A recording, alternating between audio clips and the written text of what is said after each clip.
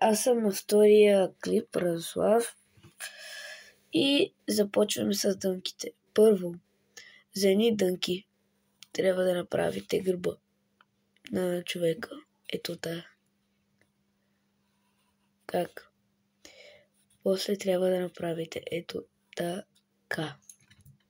След това така. След това така. Малко трябваше да го решите. След това ето същото, само че малко по-изкривено, за да може да изглежда, че са. После правите обувки. Първо трябваше да направите хикчето, ето тук. После слизате, правите още едно хикче. После правите обувките. Правите ето така. Така. После правите ето така. Така. Така. Така. Хоп. Хоп. Хоп, хоп, хоп. Ето. И това са нашите дънки. Може да направите ето така, да излезнат по-готини, ако искате. Ето така. Но много полека. Много полека. Защото ако го направите така и то няма да се види, трябва да е много полеко. Ето така. Ето вижте как се получи. Другия път може да се получи по-хубаво. И аз правя кратки видеа, защото още съм без камера и то е бързо, но ако някой не може да го сване, ще го нарисувам още един път. Правите така, последка така, последка така. След това, много леко, пак ви казвам, правите така. Много леко, изкривено. Още един път. Ето. Този път го направих малко как да ви го кажа,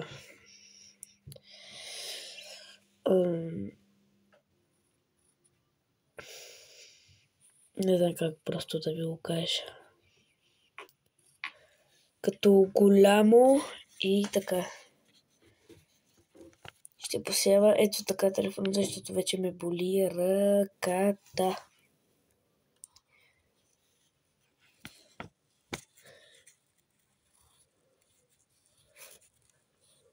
Ако искате да изглежда по-яко, може да му турите две, а сега ще го направя за момиче. Ето.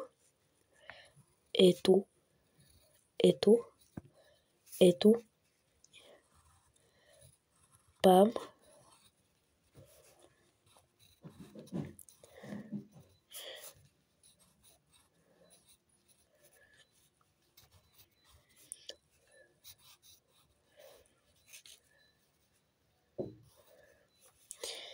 Ето така. За момиче. То е много лесно. Аз го правя ето така малко задаскано. Защото, нали, панталоните като дънки трябва да са ето така. Тук може да направите ето така. Пам. И чакайте. Пам. Ето. Изглежда много яко, но на мен не ми харесва чак толкова. Как изглежда? Повече ми харесва, ако тук е така, защото на момичетата повече им отива такива панталони. После правите ето така. И тук си го правите както искате. Ето. Пам.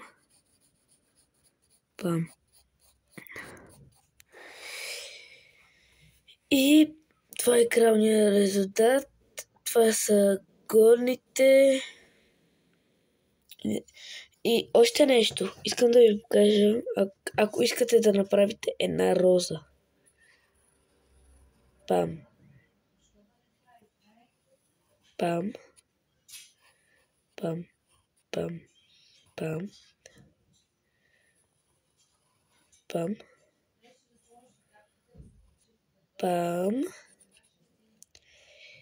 И после правите, ако искате, ето така. Аз по някой път го правя по едно, но ако искате, може да го правите по две. Ето. Ако искате, ще ви покажа още нещо. Това ще е от миналия път и ще направя нещо подобно като къща. Ако искате, го вижте и познайте след за миналият път. Ще го направя ето така. Пам. Пам.